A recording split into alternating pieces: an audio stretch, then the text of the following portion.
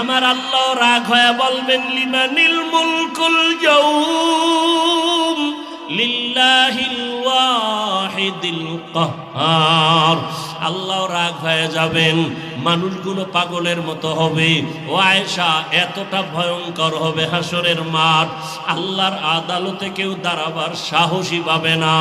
নবীদের কোনো গুনাহ নাই, সেই নবীরা হাসরের ময়দানে কান্না শুরু করবেন। আদম নবী কাঁদবেন, নিজের উপায় কি হবে? ঈসা নবী কাঁদবেন, কি উপায় হবে?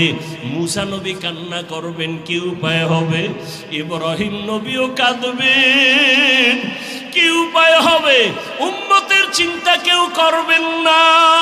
রহমতের নবী বলতেছেন, আম্মাজান বলেন, নবী যেই ময়দানে হাসরে নবীরা কাঁদবেন, আপনি রহমতের নবী তখন কি করবেন?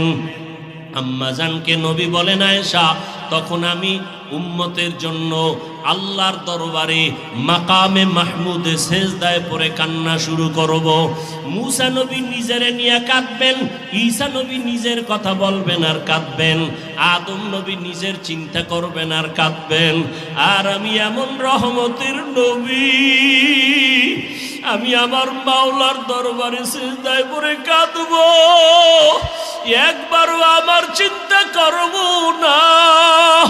আমি বারবার আমার মালিকের দরবারে কাঁদব আর বলবো, আল্লাহ আমার উম্মতের বাঁচাও, আমার উম্মতের বাঁচাও, আমার উম্মতের বাঁচাও।